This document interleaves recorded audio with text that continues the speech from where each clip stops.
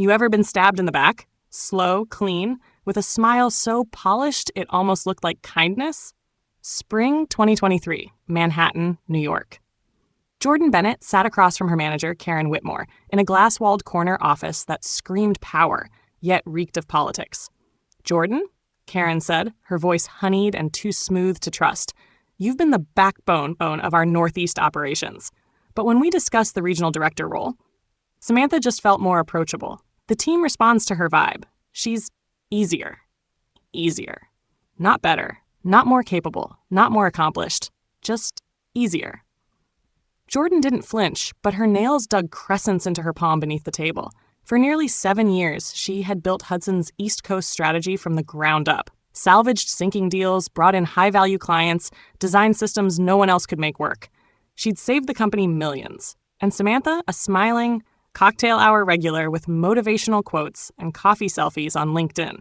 Karen smiled wider, clearly expecting gratitude. Jordan smiled back, cool and calculated. She could already see the game, and she knew it wasn't one she needed to keep playing. They didn't want results. They wanted performance. And she was done performing for people who couldn't recognize substance if it hit them between the eyes. The loudest power move isn't slamming doors. It's sliding a quiet envelope across the table and watching their face fall. Jordan rose from her seat, smoothed her blazer, and placed a crisp white envelope on Karen's desk. Her eyes locked onto Karen's with the calm of someone who had already made peace with walking away. "Appreciate the feedback," she said with a controlled smile. "Here's my resignation, effective 2 weeks from today. No scene. No drama, just silence thick enough to drown in." Karen blinked, caught off guard. "Wait, Jordan, let's talk about this. We can figure something out." Jordan didn't flinch. "No need. You've been clear, and now so am I. I care about outcomes, and the outcome I'm choosing is leaving."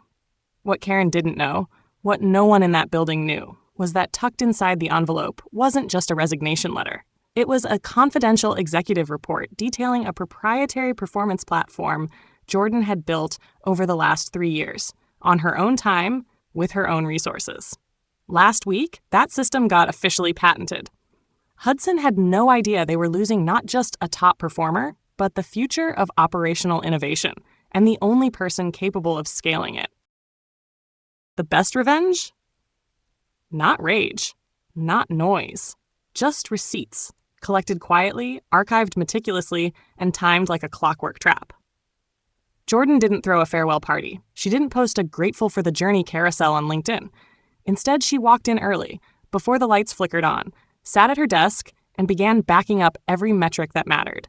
She archived system workflows she'd designed from scratch, saved training manuals she'd built when no one else bothered, logged cost savings reports tied to her initiatives, millions in operational impact. Not to steal, to prove. Every folder was a silent monument to what she'd built and what they had underestimated. On the 4th day, Samantha, now smug in her new role, sauntered over with a latte in one hand and that too bright, too fake smile on her face. "Hope you're not too disappointed," she chirped, eyes sparkling. "I mean, I know you wanted that role." Jordan didn't even pause. She looked up once, sharp, cool, and replied, "Not at all."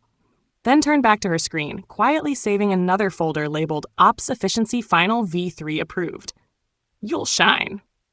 Samantha walked away, pleased. What she didn't know? The entire system she was stepping into was powered by Jordan's logic, and she just lost the only person who understood the blueprint. They thought she'd disappear after walking out. Instead, she walked into the one meeting that would change everything. The final week at Hudson, Jordan's inbox pinged with a short, unexpected subject line. "Coffee?" from Noah Grant, CEO of Atlas Innovations. Atlas, the competitor Hudson whispered about in boardrooms like they were Voldemort. And now, the man at the helm wanted to talk, off the record. They met at a quiet spot near the Hudson River. No assistants. No polished pitch decks. Just a folder, a strong coffee, and a look in Noah's eyes that said, "We see you." "We know about the platform," Noah said plainly, "and we know Hudson didn't invest." Jordan tilted her head. They didn't just ignore it. They never even asked the right questions. Noah smiled. "Exactly why we don't want to hire you. We want to partner with you." He slid the folder across the table, Inside, an offer, strategic co-founder, equity, decision-making power, a seat at the actual table. "We're not looking to fill a role," he said. "We're looking for someone to reshape how we operate, someone who builds the future, not just fits into it." Jordan looked down at the offer, then out the window. The city kept moving. People rushed by. But inside her, something clicked. Not a spark of ego, but a deep sense of alignment. She looked back at him. "I'm in. Where do we start?" Some systems don't break from sabotage. They crumble when the architect walks away. 6 weeks after Jordan's departure, Hudson & Co. hit the front page of the New York Business Ledger. Hudson bleeds clients, 30% drop after Q2 systems collapse. Jordan read the headline from her new office at Atlas Innovations. Floor-to-ceiling windows, sunlight on steel, her name etched in glass. Jordan Bennett, strategic co-founder. The article pulled no punches. Missed deadlines, inflated budgets, 3 flagship clients gone. And then the quote that landed like a punch to the gut, straight from a former client. "They used to run like clockwork. Now it's like someone pulled the plug and hoped the machine kept humming." Jordan chuckled softly. She knew that machine. She built every process loop, forecast algorithm, and automation logic. And now, they were trying to rebuild it, without her mind. Because what they never understood was this. It wasn't just code. It was vision. A ping from her old colleague at Hudson flashed on her screen. "Samantha's having a breakdown in the break room. Full panic mode." Jordan leaned back in her chair, sunlight dancing on the Hudson River beyond the window. She didn't need to clap back. She had proof. Charm might open doors, but only competence keeps them from slamming shut. Less than 2 months after Jordan left, Samantha Rhodes, the approachable choice, was crumbling under the spotlight. Her first strategic meeting? 4 hours of vague ideas and zero direction. Budgets were all over the place. Project leads started whispering, "Who's actually steering this ship?" One engineer joked in the break room, "Used to feel like we had a flight plan. Now it's just vibes and crossed fingers." Worse, Samantha began recycling Jordan's old slides, tossing around terms like proactive workflow and predictive client mapping without the slightest clue what any of it meant. But there was one problem. The platform behind those strategies? It was patented. Hudson no longer owned access. Then came the final blow. A major client pulled out, ending their multi-year contract with one brutal sentence. "We don't work with buzzwords. We work with results," and the results left with her. Inside Hudson, the energy shifted. Silence, tension, scrambling. And Samantha? She was no longer the chosen one. She was now the face of a very public failure. Some people climb the ladder with charm. Others build the damn elevator. Jordan? She installed the whole infrastructure. 3 months into her new role at Atlas Innovations, Jordan Bennett's name wasn't whispered anymore. It was spoken with respect. The performance platform she built had slashed project timelines by 52%, sent customer satisfaction scores to record highs, and pulled 3 Fortune 100 companies into licensing talks. Then, during an all-hands meeting, CEO Noah Grant took the mic. The lights dimmed slightly, the room buzzing with anticipation. Starting next week, he announced, Jordan Bennett will serve as our Executive Vice President of Strategic Innovation. She hasn't just improved our systems, she's changed our trajectory. Applause erupted. Jordan rose, not to bask in the praise, but to step fully into the role she was born to lead. As she approached the front, engineers, analysts, and board members looked at her not because she played the game, but because she changed it. No buzzwords, no borrowed credit. Just a woman who delivered results and earned every ounce of the spotlight. Sometimes the apology you waited years for shows up, long after you stopped needing it. It was a quiet Friday afternoon. Sunlight poured across the Hudson River into Jordan's corner office on the 33rd floor. She was scanning final reports when a ping broke the silence. From Helen Whitmore, subject apology. Jordan paused. Helen, the manager who once said she was too focused on results, the one who chose charm over competence. She opened the message. It wasn't long, but it landed with weight. I assume you've heard what's happening at Hudson. I want you to know I was wrong. Dismissing your work was the biggest mistake of my career. The board knows now. They've seen what you built and what we lost. I resigned last week, Samantha stepped down, too. Turns out, real competence can't be faked forever. I know it's too late to change what happened, but you were right. Helen. Helen. There was a time when those words might have cracked her open. Now, they were just a period at the end of a chapter she'd already closed. She typed slowly, deliberately, then hit send. Thank you for your message. You're right. Results do matter. I wish you well moving forward. No bitterness, no gloating, just truth, spoken by someone who no longer needed validation. Real leadership doesn't speak from a podium. It speaks from experience, and it speaks the truth. Monday morning. The largest conference room at Atlas Innovations was packed. No flashy announcement, no required attendance. But when Jordan Bennett's name appeared on the company-wide calendar, people showed up. Engineers, designers, analysts, middle managers. They didn't come for a lecture. They came because they wanted to know what made her different. Jordan stood at the front. No slides, no notes, just a voice that carried more weight than any title ever could. She began. I was once told I was too serious, too focused, not a culture fit. And that's when I realized maybe they weren't afraid I was wrong. Maybe they were afraid I was right. She spoke of Hudson, of being passed over, of walking away quietly, carrying the backbone of an entire operation they didn't even recognize as hers. There was no bitterness, only calm clarity. Don't wait for someone to grant you value, she said. Let your work speak. Let your outcomes define you. Silence fell over the room. Then, nods. Glances exchanged. A shift you could feel in the air. This wasn't just a talk. It was a moment. And a new culture had just been born, one rooted in real capability, not corporate theater. Sometimes, the loudest fall doesn't sound like a crash.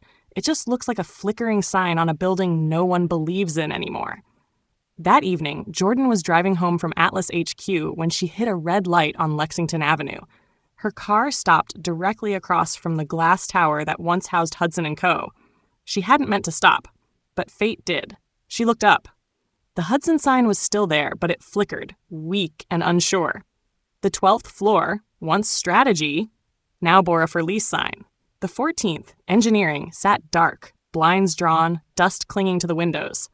What once stood tall as a symbol of industry now looked hollow and tired. No press release had said it, but the truth was visible in glass and grime. Hudson had fallen the moment they let her go. Jordan didn't smirk. She didn't scoff. She felt one thing, gratitude. Thank you for not seeing me, she thought. You forced me to build something that no one could take away again. The light turned green. She drove forward. And this time, she didn't look back. Real power isn't walking back through the door they once shut. It's building a life so full, you never need to knock again. It was a crisp Thursday morning. Jordan was prepping for a leadership meeting at Atlas when her phone buzzed. The sender, Tariq, one of the few sharp minds still left at Hudson. The message was simple. Hudson's board is asking about you. They want to talk about bringing you back as CEO. Jordan stared at the screen for a beat. Not surprised, not flattered. Just still. They had once passed her over, dismissed her voice, prioritized charm over competence. And now they wanted her to clean up the mess they made. She typed slowly with the clarity of someone who no longer needed to prove anything. Appreciate it, Tariq, but I'm exactly where I'm meant to be. No revenge, no full circle drama, just truth. She didn't need to go back to be whole. She had already built something better, where her work wasn't just tolerated, but treasured. If you've ever been the smartest person in the room, but the last one to be heard, this is for you. That evening, Jordan sat in her home office. The room was quiet, lit only by a soft desk lamp. Her screen glowed with dashboards, strategy docs, and licensing deals that once felt like dreams. On the wall, her patent certificate, framed. On the desk, a fresh copy of Forbes with her name under the headline, 10 Women Redefining Strategic Tech. And on her laptop screen, a blank post. No pitch, no brand polish, just truth. She began to type, to the ones who were told they were too serious, too intense, not a culture fit. I see you. You don't have to be louder. Just keep being right. Keep building. Let your results speak louder than the room. Don't let someone else's inability to recognize your value make you question it. They won't see you until you build something they can't ignore. She read it back, then hit post. And in that moment, her story stopped being just hers. It became a signal fire for every underestimated professional still grinding behind the scenes, waiting to be seen, but no longer needing permission. You don't win by proving them wrong. You win by proving you were right, to believe in yourself the whole damn time. That night, Jordan sat quietly in her home office, the New York skyline glowing outside the window. On her desk, a notebook filled with ideas for the next big rollout. Her patent, framed. The quarterly award from Atlas, their best-performing executive. And above all that, a small plaque with a quote from her former boss. "You're too focused on results." It used to sting. Now, it was her greatest compliment. She stepped out onto the balcony. The June breeze brushed past her face. No fanfare, no applause. Just the quiet confidence of someone who chose herself and never looked back. Success, she thought, was never about proving them wrong. It was always about proving that trusting my own worth was the smartest move I ever made. Jordan's story didn't end in revenge. It ended in freedom, clarity, and a brand new beginning, built entirely on her own terms.